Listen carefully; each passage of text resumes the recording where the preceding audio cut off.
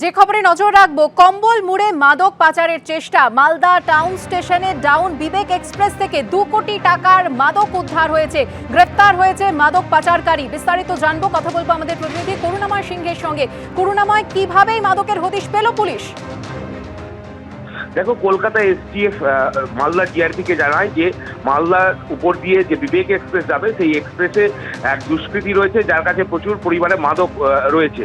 সেই ইনফরমেশনের ভিত্তিতে Malda GRP town বিবেক express যখন মালদা টাউন স্টেশনে দাঁড়ায় তখন সেই সময় অভিযান চালায় এবং এক যুবককে প্রথমে আটক করা হয় এবং তাকে নিয়ে আসা হয় জিআরপিতে। জিজ্ঞাসাবাদের পর তার কাছে যে কম্বল ছিল সেই কম্বল খুলে দেখা যায়, জিআরপি দেখতে পায় যে তাতে প্রচুর পরিমাণে মাদক রয়েছে এবং এরপরই কিন্তু পুলিশ জিআরপি তাকে গ্রেফতার করে।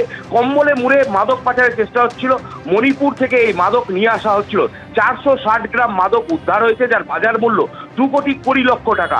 কালিয়াচকের বাসিন্দা এই যুবক, তাকে ইতিমধ্যে জিআরপি গ্রেফতার করেছে এবং আজকে মালদা জেলা আদালতে পেশ করা হবে এবং তাকে রিমান্ডে নিয়ে জিজ্ঞাসাবাদ করতে চাইছে জিআরপি যে এই চক্রের সাথে আর কারা যুক্ত রয়েছে।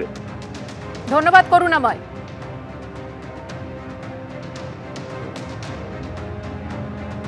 বাংলাদেশের অশান্ত পরিস্থিতি ব্যাপকভাবে আঘাত করেছে সে দেশের পোশাক শিল্পকে। ভারতীয় পোশাক শিল্পের সঙ্গে জড়িত উদ্যোগপতিরা তাই মনে করছেন ঢাকার বর্তমান পরিস্থিতি কলকাতার জন্য এখন এক নতুন সম্ভাবনার দরজা খুলে দিয়েছে। বাংলাদেশে অশান্ত পরিস্থিতির আঁচ এসে পড়েছে সে দেশের পোশাক শিল্পেও। টান পড়েছে উৎপাদন ও যোগানে। পরিসংখ্যান বলছে 2023 সালে বাংলাদেশ থেকে পোশাক শিল্পে রফতানির অঙ্কটা ছিল 4.02 লক্ষ কোটি টাকা। গত বছর জুলাই মাস থেকে সেই গ্রাফ অনেকটাই নেমেছে, যার জেরে আন্তর্জাতিক সংস্থাগুলি এখন বিকল্প বাজারের সন্ধানে নেমেছে। এই পরিস্থিতিতে কলকাতার পোশাক ব্যবসায়ীরাও সুযোগ কাজে লাগাতে তৎপর।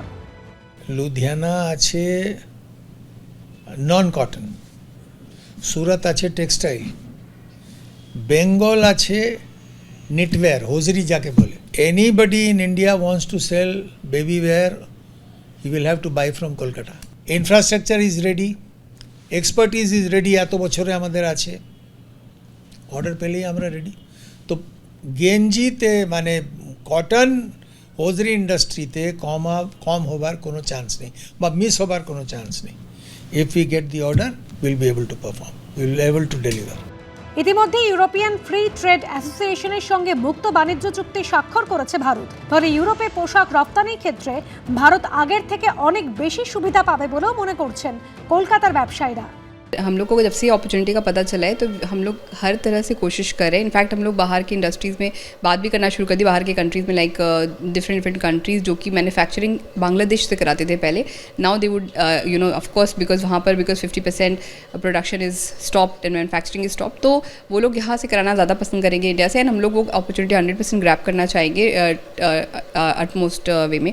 एंड ऑल्सो बिसाइड दैट मेरे को लगता है ये opportunity not only like regionally but also nationally and internationally we will give a big exposure to us. हम लोग को बहुत बड़ा एक exposure मिल रहा है and it's a big plus thing for us. We are still investing in infrastructure আর আমাদের অনেক কাজ বাড়বে। আমরা যেমনি ভারত টেক্সে পার্টিসিপেট করছি, আমার যতদূর মনে হয় ক্যালকাটাকে আরও বাঙালির চেষ্টা চালিয়ে গেলে, রোড শোজ বাড়াতে হলে গভর্নমেন্ট কিছুটা যদি এগিয়ে আসে আমাদের সাহায্য করার জন্য, তো অনেকটা কাজ বাড়বে এখানে। পরিসংখ্যান বলছে এই মুহূর্তে বিশ্বের সর্ববৃহৎ পোশাক রপ্তানিকারক দেশ হলো চীন। ছোট্ট বাংলাদেশ সকলকে চমকে দিয়ে উঠে এসেছিল দ্বিতীয় স্থানে। সে দেশের মোট রপ্তানির 80% ছিল পোশাক খাতে। ভারত এই তালিকায় এখন 6ষ্ঠ স্থানে। দীপক ঘোষের রিপোর্ট, এবিপি আনন্দ।